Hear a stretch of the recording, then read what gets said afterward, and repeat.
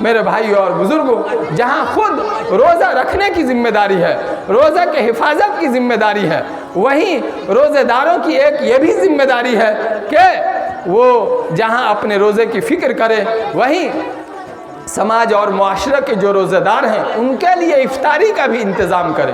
حضور صلی اللہ علیہ وسلم نے ارشاد فرمایا کہ اگر کوئی آدمی کسی روزہ دار کو افطار کرا دے تو اللہ تبارک و تعالیٰ اس کو جہنم سے بچا دیں گے، اس کے گناہوں کو معاف کر دیں گے، اور جس روزہ دار کو افطار کرائے گا اس کے روزے کا ثواب اللہ تبارک و تعالیٰ اس کو بھی عطا فرمائیں گے۔ صحابہ نے پوچھا کہ یا رسول اللہ، ہم میں سے تو ہر آدمی ایسا نہیں ہے کہ وہ کسی کو افطار کرا دے اور مالی اعتبار سے ایسی سہولت ہو کہ کسی کو کھلا پلا دے۔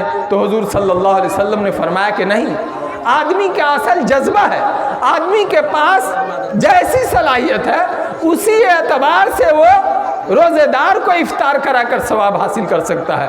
یہ ثواب اللہ تبارک و تعالیٰ اگر خلوص نیت کے ساتھ آدمی کے پاس ایک کھجور ہے، کسی کو ایک کھجور کھلا کر اگر افطار کرا دے رہا ہے تو اللہ تبارک و تعالیٰ اس پر بھی یہ اجر عطا فرما دیں گے۔ کسی کے پاس کچھ میسر نہیں ہے، پانی کا ایک گھونٹ لے جا کر کسی روزے دار کے سامنے میں پیش کر دے گا اور اس سے افطار کرا دے گا تو اللہ تبارک و تعالیٰ بھی اس کو اس کا ثواب عطا فرمائیں گے۔ دودھ کی لسی بنا کر اگر کسی روزے دار کو افطار کرا دے گا تو اللہ تبارک و تعالیٰ اس کا ثواب اس کو عطا فرما دیں گے اور اس اجر کا مستحق فرما دیں گے۔ حضور صلی اللہ علیہ وسلم نے یہ بھی ارشاد فرمایا کہ روزے میں اپنے نوکر، اپنے مزدور اور اپنے ملازم کے کام کو ہلکا رکھو۔ عام دنوں کے اندر ہم کسی سے کام کراتے ہیں، کسی ملازم اور کسی نوکر کو رکھتے ہیں تو اس سے زیادہ بوجھ کا کام لیتے ہیں۔ رمضان المبارک میں ہم سب کی ذمہ داری یہ ہے کہ ہم اپنے ملازم کے اوپر ہلکا بوجھ رکھیں، اس سے کام کم لے۔ حضور صلی اللہ علیہ وسلم نے اس کی بڑی فضیلت بیان فرمائی ہے۔ اس لیے میرے بھائیوں اور بزرگوں، اللہ تبارک و تعالیٰ کے فضل سے بس رمضان المبارک دیکھتے دیکھتے ہمارے سامنے میں آنے والا ہے، گنتی کے چند دن باقی رہ گئے ہیں۔ ہمیں ان دنوں کی قدردانی کے لیے ذہن بنانا چاہیے۔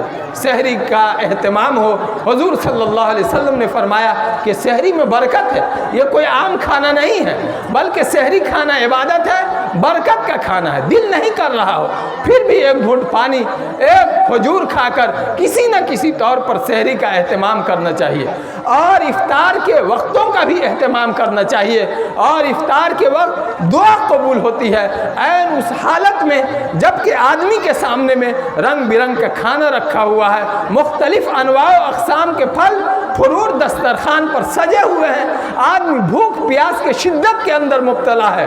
اس بھوک اور پیاس کی شدت میں ایک بندہ اپنا دھیان کھانوں سے ہٹا کر اگر تھوڑی دیر کے لیے اللہ تبارک و تعالیٰ کی طرف متوجہ کر لیتا ہے اور اللہ سے کچھ مانگ لیتا ہے تو اللہ تبارک و تعالیٰ کو یہ ادا پسند آتی ہے اور اللہ تبارک و تعالیٰ بندے کی دعا کو قبول کرتے ہیں۔ میرے بھائیوں اور بزرگوں، اس لیے ہمیں سحری کے بھی اہتمام کی فکر کرنا چاہیے اور افطار کے بھی اہتمام کی فکر کرنا چاہیے، اور 5 وقت کی نمازوں کے ساتھ ساتھ تراویح کے بھی اہتمام کی فکر کرنا چاہیے، اور اس دن اور اس رات کے اندر قرآن کی تلاوت کا بھی اہتمام کرنا چاہیے۔ قرآن مقدس اسی مہینے میں پورا کا پورا لیلۃ القدر میں لوح محفوظ سے آسمان دنیا پر اللہ تبارک و تعالیٰ نے نازل فرمایا۔ یہ شہر رمضان الذی انزل فیہ القرآن، اللہ نے فرمایا ہے یہ رمضان قرآن کا مہینہ ہے، رمضان میں ہم نے قرآن کو نازل کیا۔ آج ہمارے درمیان شب برات سے پہلے کچھ دنوں کے اندر جو قرآن کی تلاوت کا اور پڑھانے کا شور و ہنگامہ ہوتا ہے وہ بھی ایک عجیب رواجی اور رسمی ہنگامہ ہوتا ہے۔ لوگ شب برات سے 2-4 روز پہلے قرآن پڑھا کے بالکل مطمئن ہو جاتے ہیں۔ یہ ہم سب کے لیے بہت بڑے دھوکے کی بات ہے۔ ترک کا معمول تو ہمیں سال بھر ہونا چاہیے، 1 صفحہ پڑھ لے، 2 صفحہ پڑھ لے، 1 پارہ پڑھ لے، آدھا پڑھ لے، سال بھر معمول ہونا چاہیے۔ لیکن خصوصیت کے ساتھ اس مبارک مہینے کے اندر ہمیں قرآن کی तिलावत का खूब से खूब एहतमाम करना चाहिए। हुजूर सल्लल्लाहु अलैहि वसल्लम ने इरशाद फरमाया कि इस मुबारक महीने में हमें कसरत से ला इलाहा इल्लल्लाह पढ़ना चाहिए, ला इलाहा इल्लल्लाह की कसरत करना चाहिए। हम चलते फिरते उठते बैठते हम कलमे तय्यबा ला इलाहा इल्लल्लाह कसरत से विर्द पढ़े। आपने फरमाया कसरत से इस महीने में इस्तिग़फ़ार करना चाहिए। हम उठते बैठते सोते जागते अल्लाह से अपने गुनाहों की माफ़ी मांगे। हुजूर सल्लल्लाहु अलैहि वसल्लम ने फरमाया इस मुबारक महीने में आदमी को ज़्यादा से ज़्यादा जन्नत मांगना चाहिए और ज़्यादा से ज़्यादा जहन्नम से पनाह मांगना चाहिए।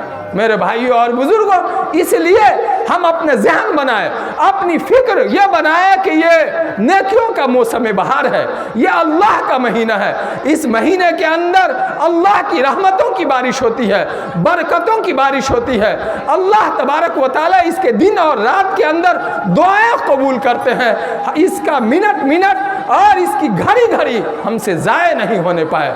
अगर हमने गफलत की ज़िंदगी अख्तियार किया, रमज़ान अचानक अगर आया और अचानक चला गया, किस तरह आया किस तरह गया हमें खबर न हुई, तो मेरे भाई और बुजुर्गों ये एक मेहमान है जो अल्लाह के पास से आने वाला है, फिर वापस अल्लाह के पास जाएगा, हमारी नक़दरियों की भी दास्तान सुनाएगा और हमारी कदरदानियों की भी कहानी ये मुबारक महीना अल्लाह के पास जाकर सुनाएगा। अगर हमने कदर किया होगा तो हम वाकई मुबारक आदमी होंगे और अल्लाह की रज़ा, अल्लाह की खुशनुदी के मुस्तहिक होंगे। अगर हमने नाकदरी की होगी तो हुजूर ने फरमाया वो आदमी इंतहाई महरूम है, वो आदमी इंतहाई बदबख्त है जिसने रमज़ानुल मुबारक के अंदर भी खुदा की रहमत हासिल न कर सका। वो आदमी इंतहाई महरूम है जो इस मुबारक महीने के अंदर भी मग़फ़िरत हासिल न कर सका और महरूम का महरूम रहा। अल्लाह तबारक व तआला हमको और आपको सब लोगों को जो मुबारक महीना रमज़ानुल मुबारक का आने वाला है इसकी दिल की गहराइयों से कदरदानी की फ़िक्र अता फरमाए।